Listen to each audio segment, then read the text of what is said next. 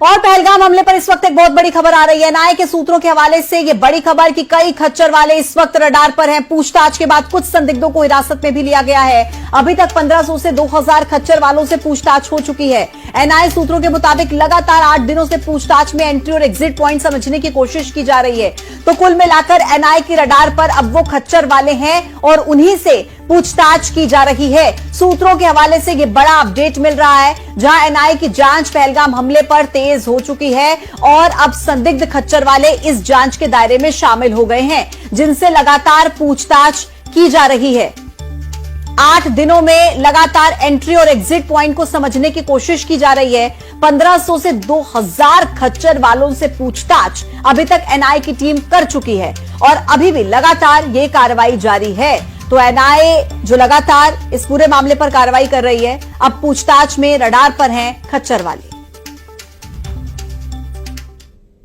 1500 से 2000 pony Riders को यहां पर कश्मीर पुलिस ने बुलाया है और उनसे पूछताछ कर रही है। दरअसल पूरा रूट मैप जांच एजेंसी तैयार कराना चाह रही है। और देखिए आप, इस थाने में लगातार यह जो पोनी राइडर्स हैं वो जा रहे हैं। अब सवाल ये उठता है कि आखिरकार क्यों महत्वपूर्ण है यह पोनी राइडर्स? इसलिए महत्वपूर्ण है क्योंकि जिस वक्त हमला हुआ था इनकी तादाद वहां पर मौजूद थी, ये लोग वहां पर मौजूद थे और लगातार 7-8 दिन से इनको बुलाया जा रहा है, इसलिए ताकि पूरा रूट तैयार किया जा सके, पूरी परिस्थिति को यह समझा जा सके कि आखिरकार कैसे ये पूरा रूट था, कहां लोग नहीं थे, कहां थे और किन किन लोगों की वहां पर भूमिका थी।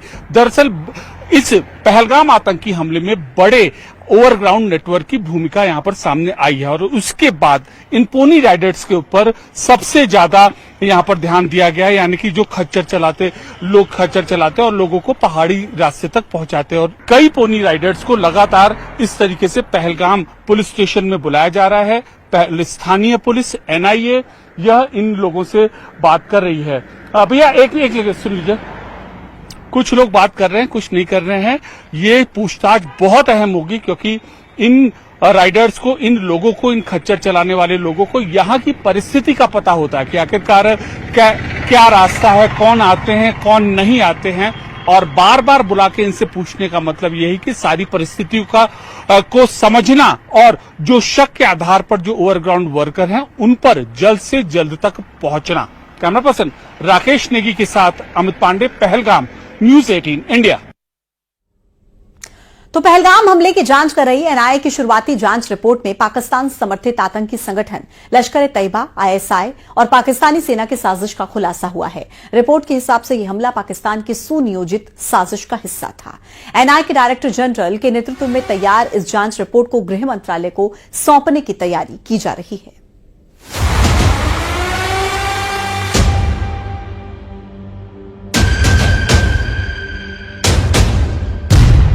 हमले की साजिश सीमा पार रची गई। लश्कर, आईएसआई और पाक फौज ने रची पहलगाम हमले की साजिश। एनआईए की शुरुआती रिपोर्ट में हुए सनसनीखेज खुलासे। अब कैसे मुंह दिखाएगा पाकिस्तान?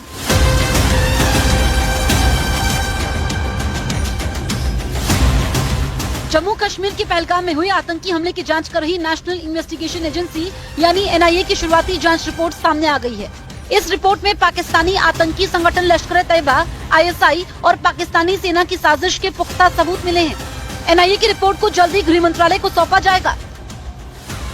जांच के समय एनआईए ने करीब 150 लोगों के बयान दर्ज किए हैं।